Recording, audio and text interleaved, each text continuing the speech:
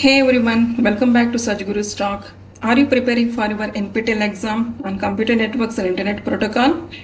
So this channel is dedicated to providing you with MCQ based learning. Today's session is about this discussion of assignment 2. So subscribe to the channel and let's get started. First question. What is the difference between domain and zone in DNS? So the options are given. A zone refers to the specific portion of the domain that is managed by a particular administrative entity or DNS server. DNS zones are not necessarily physically separated from each other. So here the option A is correct one. Zone is a subset of domain and domain can contain multiple zones. Second question. What makes FTP more secure than TFTP, Trivial File Transfer Protocol? The options are given.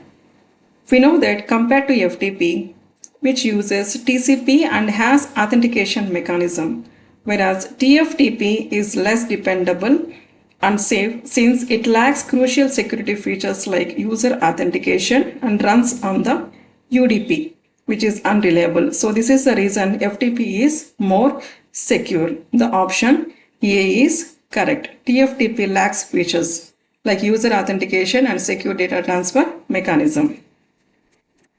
Question number 3. In the HTTP architecture, which of the following best describes a uniform resource locator? The options are given. We know that a URL uniquely identifies resources on the web, specifying the protocol. Which protocols? HTTP or HTTPS, followed with the host name, followed with the port and the path out to the resource. So the option C is correct. It is a unique identifier for resources including the protocol, host name and path. Fourth question. Which of the following statement about HTTP proxy server is not true? The options are given. First, HTTP proxy servers are not limited to secure connections. They can process both HTTP and HTTPS queries because they have the ability to filter requests and cache responses. But here they are asking to find out the not true statement, that is C statement. They only work with secure connection is not true. They can work for both HTTP and HTTPS queries. So the option C is correct. Next question. Which of the following statements P, Q and R are correct? P states that HTTP uses TCP port 80 for communication. Q states that Telnet transmits data in encrypted format, or DNS can operate on both TCP and UDP. The options are given.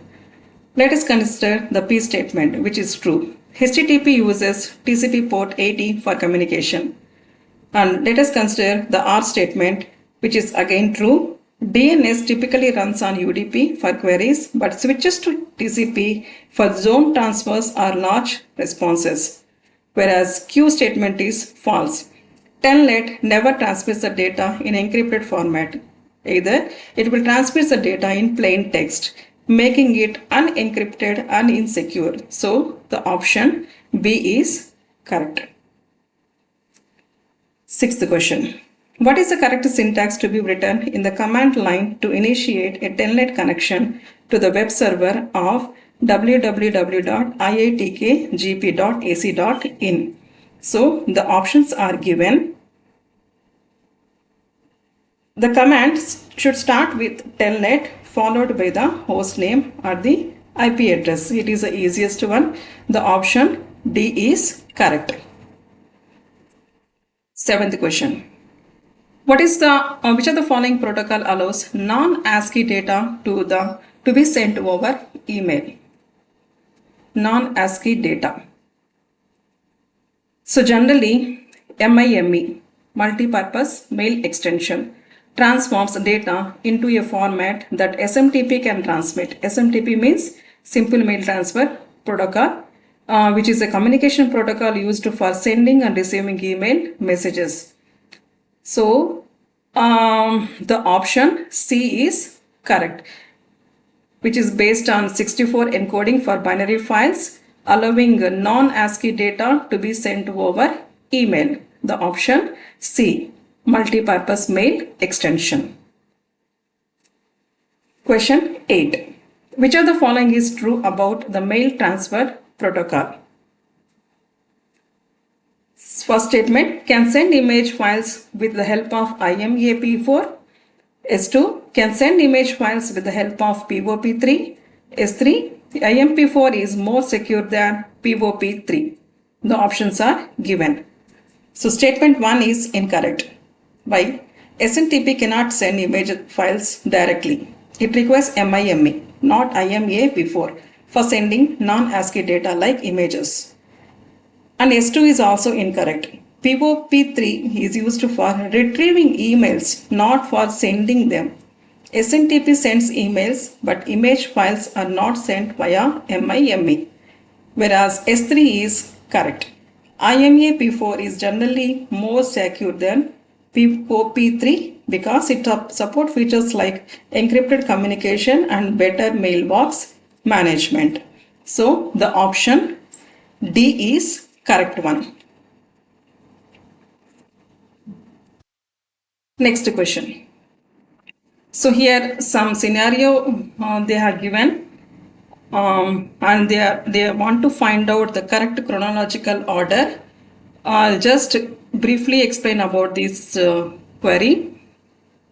So first DNS query is required. The browser must resolve the web server's domain name into an IP address. So this is the first step. Which is the first step? Second step is the first step. DNS query to resolve the web server's domain first. Next order is what? 3. So that is TCP sync to establish a connection with the server. So TCP connection setup. After the IP address is obtained, the browser must establish a TCP connection with the server. This involves the TCP handshake. So step number 3 is the second step. Next, HTTP gets request from main page. After the connection is established, the browser sends an HTTP GET request from the main HTML page. So here, what is the step? 1. The last step is HTTP GET request for embedded resources. So the steps chronological order is A. First, second step, then third, 1, 5 and 4. Last question. Consider the following statements. S1. A user requests a web page that contains of some text, one image.